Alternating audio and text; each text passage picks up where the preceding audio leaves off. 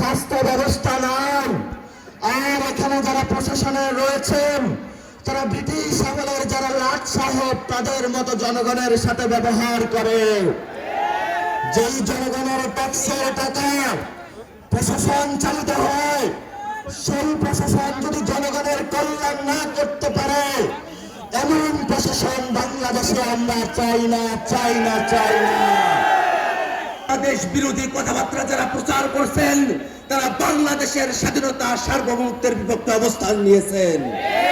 ভাইরা আমার, এই বাংলাদেশের মানুষ তারা 24-এর অভ্যুত্থানে তারা জীবন দিতে গিয়ে আমাদের চোখ খুলে গেছে।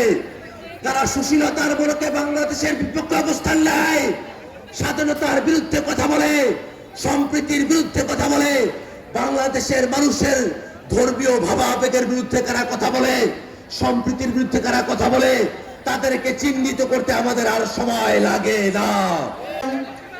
এজন্য সকলকে ধন্যবাদ জানাচ্ছি। বিশেষত তরুণ প্রজন্ম যারা একই সাথে আমরা গণঅভ্যুত্থানে লড়াই করেছিলাম, গত 15 বছরে আপনারা রাজপথে থেকে শেখ হাসিনার বিরুদ্ধে যুদ্ধ চালিয়ে গিয়েছিলেন।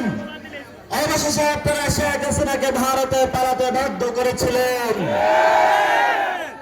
কিন্তু যখন আন্দোলন শুরু হয়েছিল, এই আন্দোলন শুরু হওয়ার সময় আমাদের একটি বড় দাবি ছিল, বর্তমান বাংলাদেশে 50%-এর কাছাকাছি যে তরুণ প্রজন্ম রয়েছে, মা বাবার টাকা খরচা করে ইউনিভার্সিটি কলেজে পড়াশোনা করে যখন বাংলাদেশে একটি চাকরির জন্য দাঁড়াদাঁড়ি ঘোরাফেরা করছিল, সেই সময় খুনি হাসিনার বাহিনী বৈষম্য করে শেখ ফ্যামিলির যারা রয়েছে আওয়ামী লীগকে নিয়োগ দেওয়ার ব্যবস্থা করেছিল।